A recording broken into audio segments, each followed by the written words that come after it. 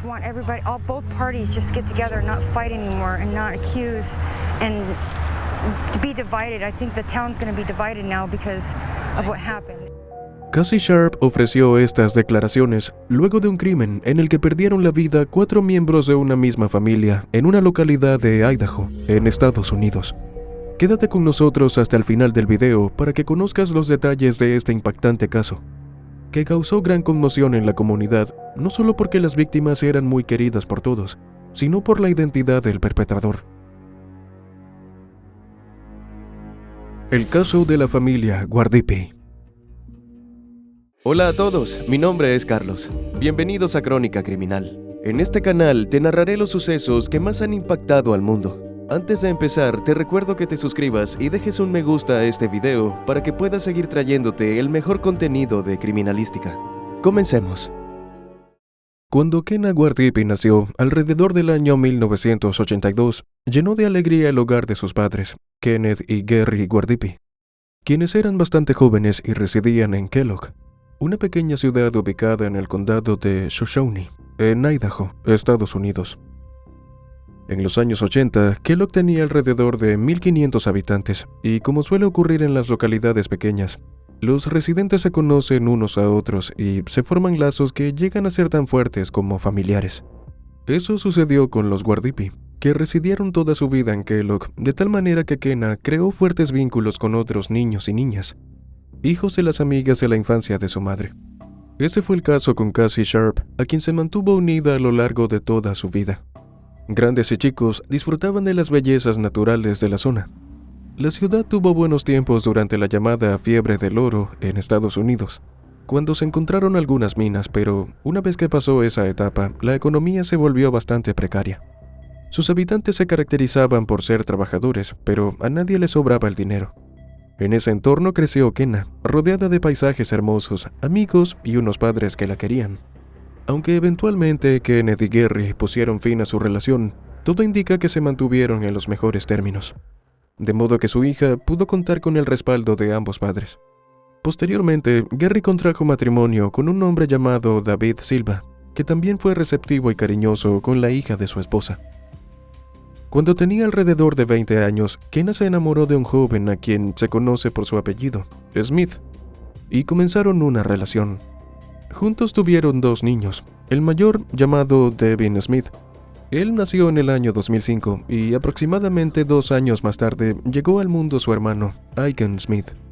Si bien no hay mayores detalles sobre el vínculo de Kenna y Smith, está claro que ella estaba a cargo de los 2 chicos y había vuelto al hogar paterno en busca de apoyo para salir adelante.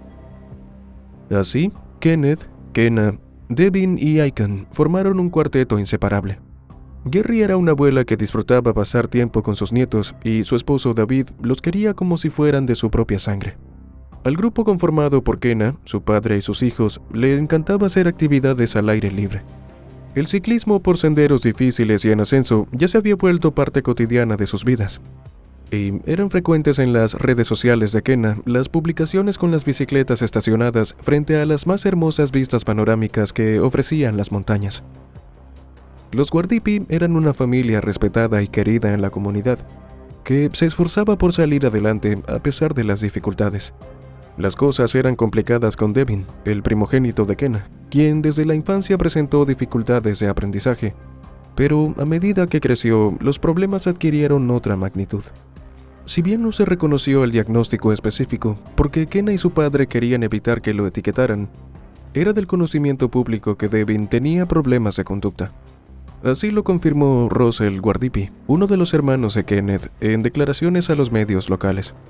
En ese mismo sentido, Katie James, quien era amiga de la familia casi desde la infancia, declaró al diario The Spokesman Review que Devin luchaba a diario con una discapacidad de aprendizaje, que iba acompañada por dificultades por el trato con los otros, fuera del entorno familiar y para entender los códigos sociales.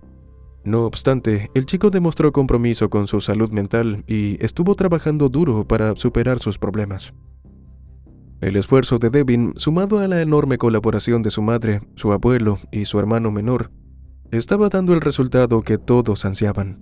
El jovencito logró encaminarse en sus estudios y culminó la escuela secundaria. lo que fue un motivo de orgullo para su familia.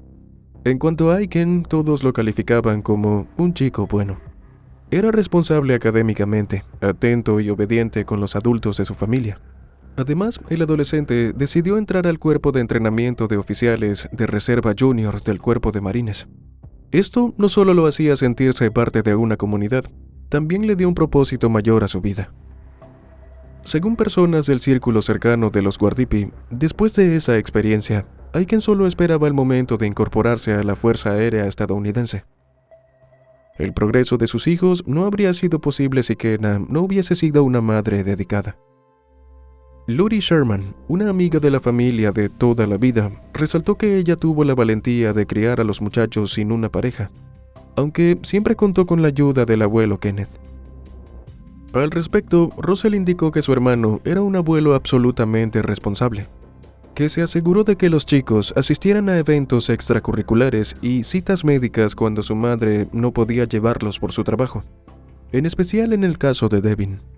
Kenna trabajaba en la cocina de Mountain Valley de Cascadia, una residencia asistida donde atendían a personas que no estaban totalmente incapacitadas, pero que necesitaban ayuda con su cuidado diario.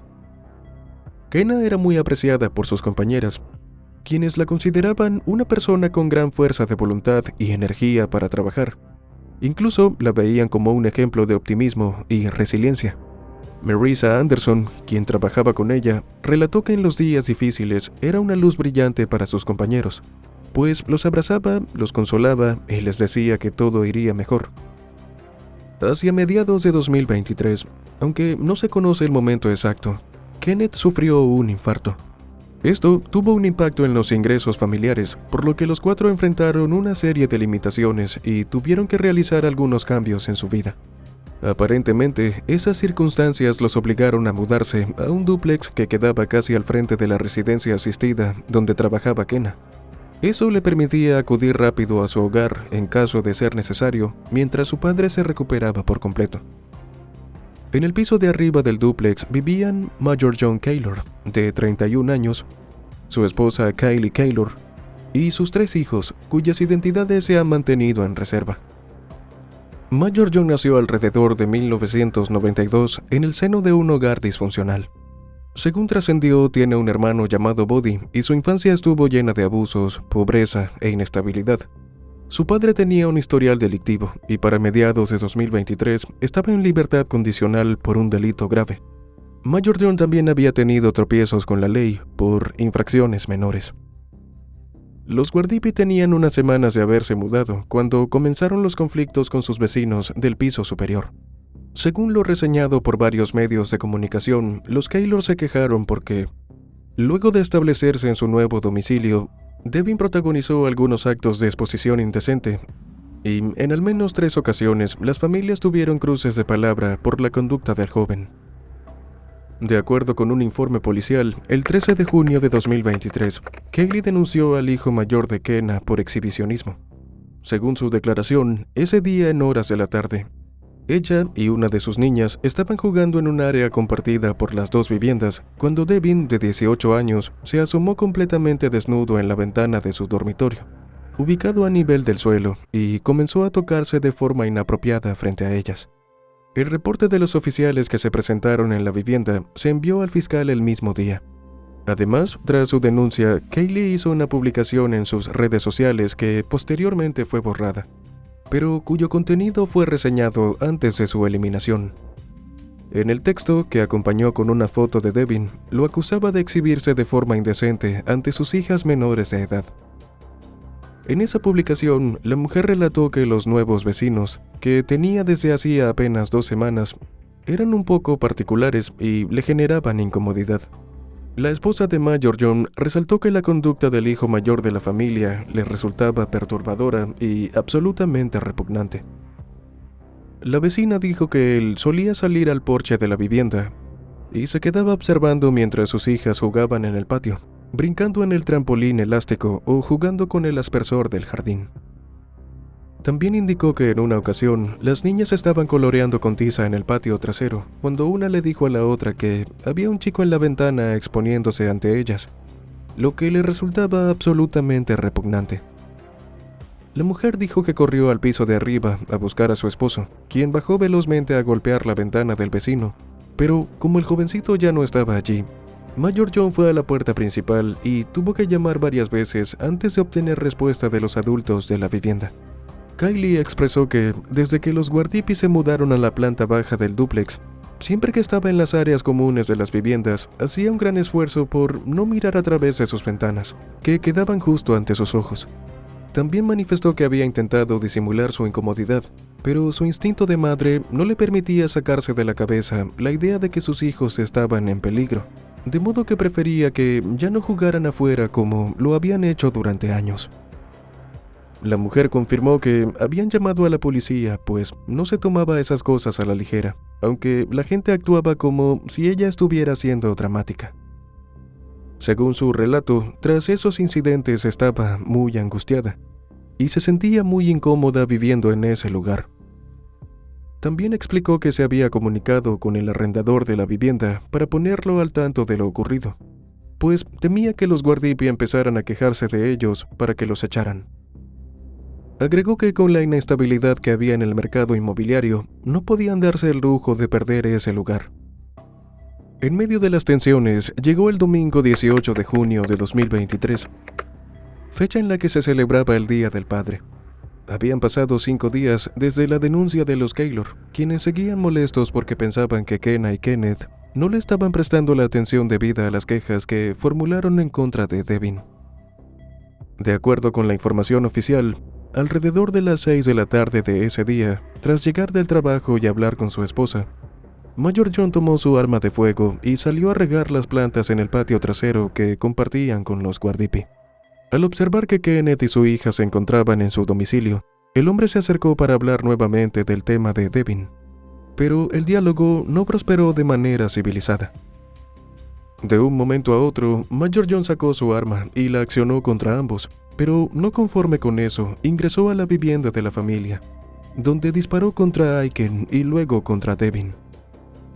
Acto seguido, subió a su apartamento y llamó al 911 para notificar que les había quitado la vida a 4 personas. Cuando la operadora le preguntó de nuevo cuál era la emergencia que reportaba, Mayor John contestó que había acabado con la vida de un pervertido sexual y su familia. La despachadora insistió en cerciorarse de que había escuchado bien y preguntó si les había disparado a 4 personas y todas habían fallecido, a lo que Mayor John respondió que sí. Mientras la policía iba en camino, Mayor John le dio a su esposa su cartera, las llaves y el teléfono, y le pidió que les contara a sus hijos que había actuado para proteger a su familia y no porque fuese un hombre de mala naturaleza.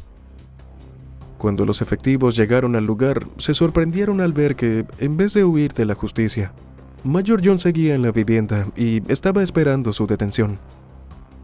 Kylie, su esposa, le dijo a los funcionarios que, aunque no presenció el momento exacto en el que ocurrieron los hechos, sí escuchó disparos y, al asomarse, vio a Kenna y Kenneth caer al suelo.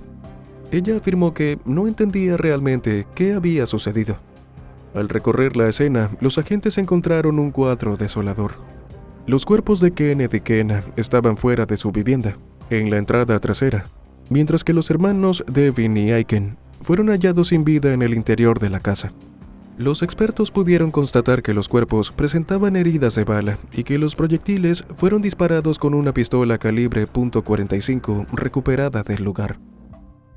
Tras verificar que las víctimas estaban sin vida, los oficiales detuvieron a Mayor John, de 31 años, por el crimen múltiple. Además de la confesión de Mayor John, la policía obtuvo un video de vigilancia que mostraba el altercado y los disparos, lo que le daba más fuerza a la acusación de la fiscalía. El detenido y su esposa reiteraron ante los detectives que estaban molestos por la conducta inapropiada de uno de sus vecinos. Además, Kylie le dijo a la policía que su esposo les había advertido a los agentes que atendieron la denuncia por exposición indecente, realizada unos días antes del ataque, que debían actuar con celeridad y proveer soluciones. La mujer recordó que, en esa oportunidad, su cónyuge le dijo a los policías que si ellos no tomaban medidas, él se ocuparía de eso. No obstante, Kylie admitió que, cuando él hizo esa amenaza, jamás pensó en ese desenlace. Más bien interpretó que su esposo iba a golpear a alguien. El detective Justin Cleach escribió en una declaración jurada que escuchó a Major John decir que se ocuparía por sí mismo del caso, y tampoco entendió que, al decir que se ocuparía, estaba pensando en disparar contra 4 personas. Sabiendo que los investigadores revisarían sus redes sociales y la de su marido, Kylie también dijo que ella y su esposo habían compartido un meme que se refería a Leon Gary Plush, un padre que en 1984 le disparó en un aeropuerto de Luisiana a un hombre sospechoso de secuestrar y abusar sexualmente de su hijo. El meme incluía un dibujo de Plush en el momento del ataque, junto con las palabras "cómo atrapar a un depredador". Pronto se dio a conocer en las noticias locales que los 4 integrantes de la familia Guardipi murieron en su propio hogar, al ser atacados por un vecino en medio de una rencilla. Según trascendió, en el informe preliminar de la autopsia, el forense indicó que Kenna y Kenneth recibieron cada uno un disparo en el pecho, y después de caer al piso, el perpetrador presionó el arma directamente en la sien de cada uno y volvió a apretar el gatillo. Además, Kenna tenía una herida en la mano. En cuanto a Aiken, cuyo cuerpo fue hallado boca abajo, presentó un disparo a quemarropa que recibió mientras estaba acostado en el suelo. Una historia diferente fue la que reveló el examen practicado al cuerpo de Devin, quien recibió 4 disparos a corta distancia. Por la trayectoria de los proyectiles, se llegó a la conclusión de que estaba de rodillas cuando el agresor accionó el arma de fuego. Basándose en ese informe y en la observación de la escena, los investigadores concluyeron que el perpetrador tuvo que recargar el arma para completar el ataque. Al examinar el arma, los investigadores encontraron rastros de sangre y tejido, lo que, según indicaron los expertos, solo es posible cuando se realizan disparos a quemarropa o a muy corta distancia. El 19 de junio, apenas un día después del fatídico suceso, se creó una página de GoFundMe, a través de la cual se recaudaron poco más de $8,500 para ayudar a los familiares de las víctimas a cubrir los costos del funeral. La tragedia estremeció a los habitantes de Kellogg. Aunque los Guardipi llevaban poco tiempo en el dúplex como vecinos de los Keylor, no solo tenían una vida entera en la comunidad, sino que eran respetados porque nunca habían tenido problemas con nadie. Por el contrario, todos resaltaron lo educados que eran Devin y Aiken, quienes, a pesar de las dificultades de aprendizaje del mayor y a sus edades, siempre fueron chicos amables y con valores de familia. El 20 de junio de 2023, los vecinos dejaron globos y flores frente a la vivienda para despedirse y como tributo a los 4 queridos miembros de la localidad que perdieron la vida en tan trágicas circunstancias. Cassie Sharp, quien creció yendo a la casa de la familia Guardipi y mantuvo 40 años de amistad con Kenna, dijo que no se resignaba a semejante pérdida y que esperaba que se hiciera justicia. Insistió en que todos los conocían y eran buenas personas. Ella era parte del grupo de vecinos que colocaron decenas de flores, globos, fotos y carteles frente a la residencia de los Guardipi. Stomach turns a certain way when you find out your friends and family were murdered, you know? I'm here just to get some justice. Ese mismo martes 20 de junio, Major John hizo su primera aparición en la corte, donde la fiscalía lo acusó de 4 cargos de asesinato en primer grado y un cargo de robo por irrumpir en la casa y quitarles la vida a los 2 hijos de Kenna. Según la ley de Idaho, se considera como un robo entrar a una casa, habitación o departamento con la intención de cometer un delito grave. En los documentos de la acusación, los fiscales alegaron que los disparos hechos contra los 2 adultos de la familia fueron premeditados o para ejecutar venganza, mientras que los crímenes de los jovencitos fueron premeditados como venganza ejecutiva o cometidos con la perpetración de un robo. El fiscal Benjamin Allen solicitó que se fijara una fianza de $1 millón y aludió a los antecedentes penales de Major John, que incluían un delito menor de agresión y otro por drogas. También argumentó que debía ponerse atención a la relación del imputado con su padre, quien tenía un largo historial criminal y se encontraba en libertad condicional por delitos graves. La defensa de Major John solicitó que se le permitiera esperar el juicio en libertad. argumentando que sus antecedentes penales eran mínimos y ninguno, hasta el día de los hechos, había sido de naturaleza violenta. Sin embargo, el tribunal estimó que debía permanecer detenido y sin derecho a fianza. El miércoles 21 de junio de 2023, en vista del enorme impacto que el caso tuvo entre los miembros de la escuela en la que se formaron los chicos, la página de inicio del sitio de la secundaria Kellogg incluía una lista de recursos de asesoramiento, información sobre el duelo e incluso un folleto sobre cómo hablar con los jóvenes sobre la tragedia.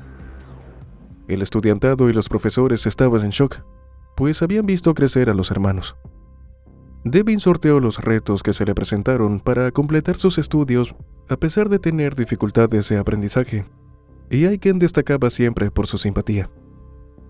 Ese mismo día, Buddy, hermano de Major John, abrió una campaña de GoFundMe con el objetivo de recaudar $5,000 para ayudar a su cuñada y sobrinos a costear el alquiler y lo que necesitaran para vivir, ya que su hermano era el sostén del hogar y, tras su detención, no tenían cómo mantener a su familia.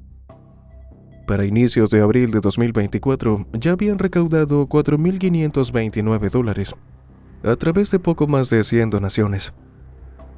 Buddy expresó que los actos cometidos por su hermano habían ocurrido después de soportar continuos asedios sexuales impensables por parte de un vecino, y agradeció a todos por su ayuda.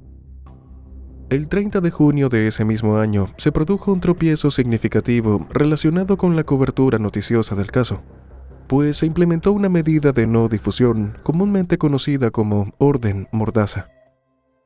Esta disposición, puesta en vigor por la magistrada del condado de Shoshone, Keisha Oxendine, prohibía a los abogados de la fiscalía y la defensa hacer declaraciones, pues cualquier información al respecto podía perjudicar o influir en el resultado del proceso. Esta restricción prohibía a las partes hacer comentarios relacionados con las pruebas que se presentarían durante el juicio, suministrar información que pudiera influir en un jurado imparcial o hacer referencias a cualquier cosa que pusiera en duda el carácter o la reputación de las partes, ya fuera víctima o testigo. Tampoco se podían divulgar datos sobre la identidad de los testigos u opiniones sobre la inocencia o culpabilidad percibida del acusado. De allí en adelante, solo se pudo difundir el contenido de las informaciones oficiales, como por ejemplo los detalles de la detención y la declaración jurada de causa probable, que fue producto de la investigación de la Policía Estatal de Idaho. Aunque la audiencia preliminar generó grandes expectativas porque se pensaba que el fiscal del condado de Shoshone llamaría testigos para convencer al juez de seguir adelante con el caso, pero eso no ocurrió. Tanto la fiscalía como la defensa presentaron una moción que solicitaba tiempo adicional para reunir testigos y pruebas. Durante esa sesión, se fijó el 16 de agosto como fecha para la siguiente audiencia, para la cual Benjamin presentó una lista de testigos que incluía a Kylie, la esposa de Major John, varios agentes de la ley, el despachador que tomó la llamada al 911, el forense del condado de Shoshone y un médico forense del condado de Spokane. Iniciado el juicio, el jefe de la policía de Kellogg, Paul Tweed, fue llamado al estrado para hablar sobre la actuación de sus agentes tras la denuncia que los Keylor hicieron contra Devin, días antes del crimen. De acuerdo con su testimonio, tras las investigaciones de rigor, se elaboró un informe y se solicitó a la oficina del fiscal la presentación de cargos por el delito menor de exposición indecente. Según el jefe policial, la documentación se encontraba en la oficina del Ministerio Público el viernes 16 de junio, 2 días antes del ataque. En la declaración jurada de causa probable, conocida como PSA por sus siglas en inglés, se sostiene que Major John supuestamente se armó en su camioneta después de llegar a casa del trabajo y fue al patio trasero para regar las plantas de la familia. Entonces comenzó la discusión con sus vecinos, durante la cual sacó el arma y la detonó. El documento policial detalla que el perpetrador le disparó primero a Kenneth, luego a Kenna, Aiken y finalmente Devin. Major John salió entonces de la residencia de los Guardipi y guardó el arma, la funda y el cinturón en su camioneta. Desde allí hizo la llamada telefónica informando que acababa de quitarles la vida a 4 personas. En el transcurso de la investigación de la Policía Estatal de Idaho, se descubrió la pistola en la camioneta, así como un cargador vacío. Al ver la capacidad de la caserina y contar la cantidad de casquillos encontrados en la escena del crimen, era fácil llegar a la conclusión de que el imputado tuvo que cambiar deliberadamente de cargador para llevar a cabo los crímenes. Durante los meses siguientes reinó el hermetismo, pero en noviembre de 2023 se filtró a los medios que las partes decidieron iniciar una mediación para llegar a un arreglo. Tras intensas negociaciones, la Fiscalía y la Defensa cerraron el acuerdo el lunes 11 de diciembre de 2023 en el condado de Shoshone. Los registros judiciales muestran que el 18 de diciembre de 2023, Major John se declaró culpable de 4 cargos de asesinato en segundo grado por las muertes de Kenneth Guardipi, de 65 años, Kenna Guardipi, de 41, Devin Smith, de 18, y Aiken Smith, de 16. Como se recordará, inicialmente fue acusado de 4 cargos de asesinato en primer grado y un cargo de robo. Sin embargo, como parte del acuerdo, dichos cargos fueron modificados. Durante la audiencia en la que Major John se declaró culpable, la jueza Barbara Dogan, del Tribunal del Primer Distrito, hizo un recuento de los eventos por los cuales estaban presentes en la sala. El abogado de oficio de Major John argumentó que las autoridades fallaron al no dar la respuesta debida a la denuncia, y eso, según él, fue lo que desencadenó la tragedia. Pero la magistrada recordó que el acusado les dijo a los agentes que acudieron el 13 de junio de 2023 que si algo pasaba de nuevo él no los llamaría, lo que mostraba que ya tenía pensado lo que iba a hacer. La defensa le pidió al tribunal que tomara en cuenta que la infancia del imputado estuvo llena de abusos y pobreza, lo que afectó su estabilidad emocional. De nuevo, el abogado insistió en cuestionar a las autoridades, al señalar que no le dieron a la familia de su cliente ninguna opción, como, por ejemplo, una orden de restricción, después del comportamiento inapropiado del hijo mayor de Kenna. Finalmente, el 25 de marzo de 2024, en una sala abarrotada por la familia de Major John y los familiares y amigos de los Guardipi, tuvo lugar la audiencia de sentencia. Antes de dar a conocer el fallo, el tribunal escuchó las declaraciones de impacto. David Silva, el abuelastro de Aiken y Devin, señaló que las autoridades del acusado terminaron amputando una rama entera del árbol genealógico familiar. Afirmó que le parecía injusto que toda una hermosa familia y unos grandes planes para el futuro quedaran destrozados por la acción de una persona. Refiriéndose a Aiken, dijo que perdió a su mejor amigo, y resaltó que el jovencito pasó cientos de horas haciendo trabajo como voluntario en la comunidad. También lamentó que a él y a su esposa Geri les robaron la posibilidad de tener bisnietos y la alegría que les hubiera producido verlos crecer. La siguiente en hablar fue Geri Silva, ex esposa de Kenneth, madre de Kenna y abuela de los chicos, quien dijo que su familia perdió 3 generaciones. También resaltó que, desde los crímenes y por el resto de su existencia, ella no tendría los abrazos, ni vería o escucharía las voces de sus seres queridos, mientras que Major John, aún estando preso, podría hablar con sus hijas y saber que estaban bien. El hermano de Kenneth, Joe Guardipi, leyó una declaración escrita a mano en términos bastante contundentes. Le preguntó directamente al acusado qué clase de hombre era, que no solo destruyó a la familia Guardipi, sino también a su propia familia. Señaló que el perpetrador dijo que actuó porque estaba protegiendo a sus hijas, y luego, mirando al acusado, le preguntó, ¿quién las protegerá ahora?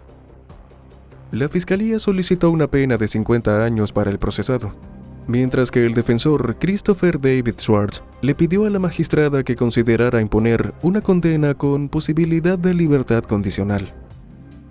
La jueza del Tribunal del Primer Distrito Judicial, Barbara Dogan, sentenció a Major John Gaylor, de 32 años, a cadena perpetua sin posibilidad de libertad condicional en un centro correccional estatal.